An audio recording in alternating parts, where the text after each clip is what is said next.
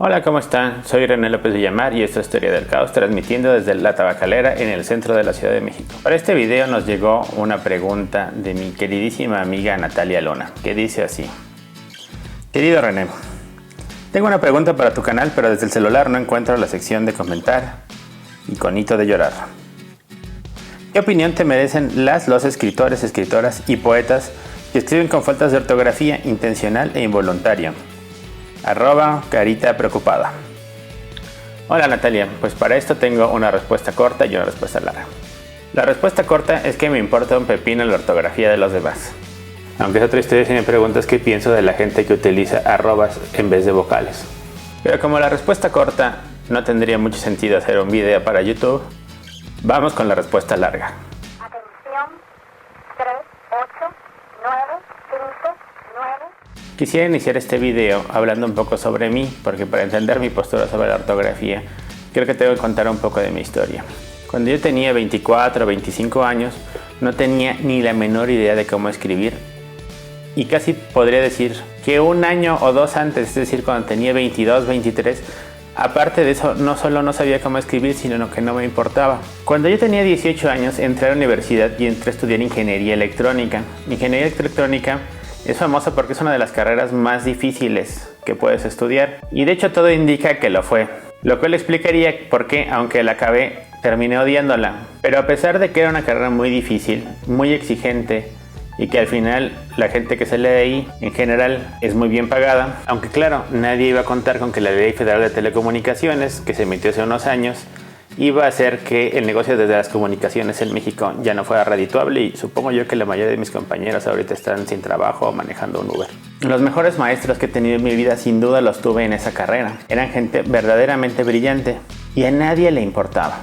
Y probablemente a mí seguiría sin importarme, de no ser porque cuando terminé Ingeniería Electrónica y la dejé, entré a estudiar Letras Hispánicas. Dato curioso, en el examen de admisión a la UNAM, creo que tuve una de 10 preguntas correctas de español, pero como tuve bien todas las preguntas de física y matemáticas, que eran casi un cuarto del examen, entré sin problemas a estudiar Letras Hispánicas. No se me deja de ser curioso que haya entrado a estudiar letras porque antes había estudiado ingeniería, lo cual deja mucho mal que pensar sobre el examen de admisión a la UNAM. Espero que ya lo hayan mejorado. El punto es que cuando yo entré a estudiar letras, noté que la mayoría de mis compañeros, para alivio mío, eran igual de malos que yo para escribir y para redactar. Digo para alivio mío porque yo pensaba que no había aprendido a escribir porque había entrado a estudiar en área 1 en la preparatoria y luego me había dedicado a las ciencias y no le había puesto énfasis nunca nada a aprender a escribir. Y a todo esto, hasta ese punto yo todavía creía que aprender a escribir era tener buena ortografía.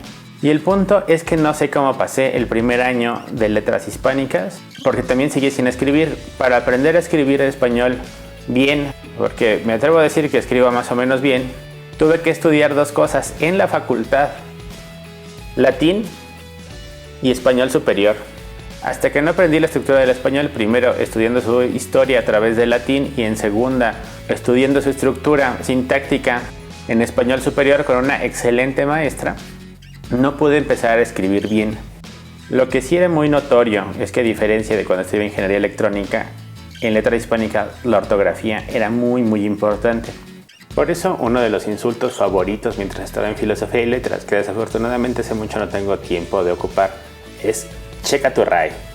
Quiero volver a hacer énfasis en eso. Los mejores maestros que he tenido, las mentes más brillantes que alguna vez tuve frente a mí en un salón de clases, no sabían de ortografía ni de redacción. ¿Por qué?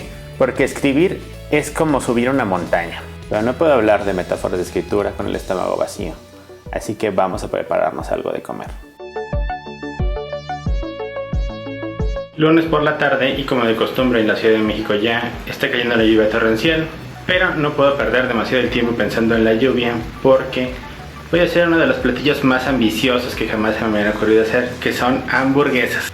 Ustedes van a decir que tienen esas hamburguesas. Bueno, estas son hamabagu, o sea, hamburguesas japonesas. Y llevan varios pasos y hay que dejar las cosas reposar y luego volver a cocinar y así. Así que vamos a ir directo al primer paso. Escribir. Cualquier forma de escritura seria es como subir una montaña. A diferencia del lector, el que escribe no tiene la ventaja de tener un camino indicado. solo tiene la voluntad de llegar a la cima. Una persona que no escribe puede decir, no se ve tan complicado, si ellos pueden yo también. Y solo descubrir que no era tan fácil cuando esté en medio del camino a medianoche, con hambre, en plena tormenta y con un pie lastimado. Primera razón por la que se abandona la escritura. Nos da pena aceptar que nos lastimamos y necesitamos pedir ayuda. El escritor profesional no se anda con juegos. Ese, antes de partir, va a llevar su mochila, botas de alpinista y ropa gruesa de batalla. Sabe que el camino será difícil, que a veces tendrá que volver sobre sus pasos y que en otras tendrá que improvisar. Los verdaderamente grandes ni siquiera saben a dónde van a llegar en realidad. Pero si algo saben todos los profesionales es que se van a ensuciar. Es imposible escribir sin enlodarse. El lodo se manifiesta de muchas formas. Problemas con la trama, personajes débiles y por supuesto faltas de ortografía. Muchas faltas de ortografía, errores de concordancia y palabras sobrantes. Pero para cuando el lector hace el recorrido, estos problemas parecen haber desaparecido por arte de magia. Y aquí les voy a revelar el secreto mejor guardado de la escritura profesional. Los textos no los escribe nunca una sola persona. El autor es el alpinista que arriesga la vida para llegar a la cima, sí, pero para que otros lo puedan seguir necesita la ayuda de un editor. El trabajo del editor consiste básicamente en decirle al autor, hijo, sé que casi perdiste la vida cuando te atacó ese puma, pero ¿no hubiera sido más rápido si hubieras trepado por esa otra ladera? ¿No será que si usas esos asideros te ensucias menos? Esa vuelta que diste por el valle no es necesaria y aparte es muy aburrida. Luego el editor va a mandar a un grupo de especialistas a que hagan varios viajes de prueba, pongan señales y preparen puntos de acampada. El corrector de estilo, el formador, el lector de pruebas, el diseñador de la portada. Por último, el lector acompaña al autor por el camino en su propio recorrido. Eso sí, no menos peligroso, pero no puede menos que asombrarse porque el autor parece moverse cual Legolas en el retorno del rey. Es decir, sin ensuciarse y con una gracia inhumana, sin darse cuenta que hubo un equipo de expertos que lo entrenó para hacer ese recorrido perfecto. Porque a diferencia de otras artes, en la escritura la tarea del editor y su equipo, cuando funciona bien, es invisible, porque el mejor truco del diablo consiste en hacernos creer que nunca existió.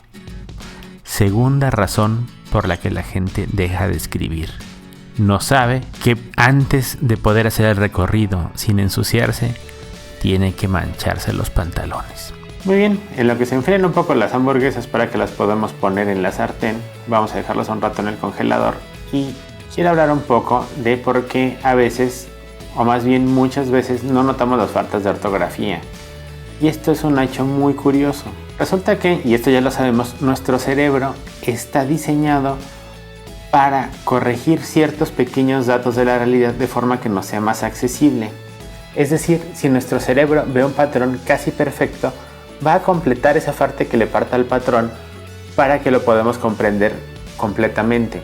Esto a la hora de leer un texto se manifiesta de una forma muy curiosa que tiene que ver con nuestra voluntad de comprensión, es decir, con qué tanto nos interesa entender ese texto que estamos leyendo. Entonces, por ejemplo, si el chico o chica que nos gusta nos manda un mensaje, hola, ¿qué hace? ¿Qué quiere decir hola, ¿qué hace? Seguramente eso quiere decir que me extraña mucho y está pensando en mí toda la noche. Vamos a hacer todo lo posible por comprender lo que quiera decir, sin importar lo bien o mal escrito que esté. Aunque no falte el payaso que diga que si le ve a un novio 3 faltas de ortografía deja de salir con él. Por otro lado, cuando recibimos un correo del SAT que nos invita a cumplir con nuestras obligaciones fiscales, estimado contribuyente, ¿qué? Vamos a hacer todo lo posible por no entender lo que quiere decir el mentado mensaje. Lo cual quiere decir que es mucho más probable que descubras errores de ortografía y de redacción en gente que te cae mal que en gente que te cae bien, en escritores que te caigan gordos y no en escritores que tú admires. La ciencia cerebral nos ayuda a entender un poco más sobre cómo reaccionamos ante una falta de ortografía. Diversos estudios han podido comprobar que cuando escuchamos un insulto, en especial si se dirige hacia nosotros, ciertas zonas de nuestro cerebro se activan. Son nuestros instintos de huida o lucha que se preparan a responder a una amenaza. Pues bien, si cualquier persona ve una falta de ortografía, no se activa ninguna zona cerebral en particular. Pero si esa persona es un profesional de la edición o en general cuenta con un alto nivel de educación en el lenguaje, en su cerebro se activarán las mismas zonas que si escuchara un insulto. Para esta persona, una falta de ortografía es una afrenta y reaccionará quizá de forma acorde. Esta, por cierto, es la misma habilidad que hace que un director de orquesta detecte el instrumento que va fuera de tiempo o que un poeta descubra un ripio. Pero cuidado, antes de que piensen que esto siempre es bueno, son las mismas zonas del cerebro que se activan cuando un racista se encuentra con el sujeto de su odio o con las que un golpeador detecta el momento justo en que la persona de la que abusa está a punto de rebelarse. En conclusión, ¿qué quiero decir con toda esta metáfora del alpinismo y la escritura? De lo que quiero hablar es que creo que en nuestra cultura, en particular en México, pero creo que en general en todos los países de América Latina, en la educación se pone un énfasis ridículo en la ortografía. Es decir, estamos tratando de enseñar a la gente a no mancharse en vez de a cómo subir una montaña. Y como resultado, nadie quiere subirse a la montaña porque nadie se quiere manchar. Curiosamente, la mejor forma de mejorar la ortografía justamente no va a ser que la policía del lenguaje que está rondando a Facebook te corrija en cada cosa que escribes, porque eso no ayuda a que tengas menos faltas de ortografía. Lo que hace es que tengas miedo al escribir. Tener miedo al escribir provoca que no escribas cosas interesantes, buenas o claras. Y al contrario, lo que te va a ayudar a escribir mejor y a tener una mejor ortografía es equivocarte. Practicar, practicar y seguir practicando. En el video estuve hablando mucho sobre escritores profesionales y de hecho una de las características que un editor busca en un escritor profesional sea que justamente no tengas que dedicarle demasiado tiempo a corregirlo. Si tu interés es dedicarte de alguna forma profesional a la escritura, lo mejor es que pienses en cómo mejorar tu ortografía. Pero tienes que entender que el mejor momento para mejorar tu ortografía no es mientras escribes o cuando escribes un estado en Facebook, sino el momento de revisar tu texto. Porque la otra opción, por cierto, es que seas uno de esos escritores que se sienten rockstars, que manda cualquier cosa a los editores. Al pobre editor no le queda de otra más que tratar de hacer algo decente con la porquería que le mandaste, aunque sabe muy bien que el escritor rockstar se va a enojar después porque le cambió cosas al texto. Por supuesto, este es un caso completamente hipotético y nunca me ha pasado. Y para que no crean que me los estoy choreando sobre que aprendí español estudiando latín, les recomiendo ampliamente Los 1001 años de la lengua española de Antonio de la Torre. Entender cómo llegó nuestro idioma a la forma actual es una excelente forma de aprender a escribirlo. Y ya, eso es todo por esta ocasión. Creo que este video ha sido particularmente largo, así que les pido una enorme disculpa. Pero aún así, si llegaron hasta este punto, les agradecería mucho que me dieran un like.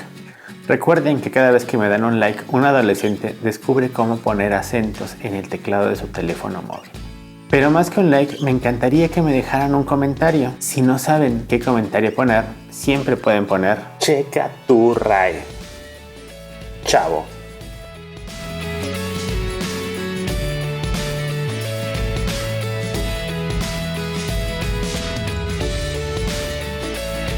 Que tengan una excelente semana. Vayan por el mundo y escriban con muchas faltas de ortografía. Pero después corríjanlas, por favor.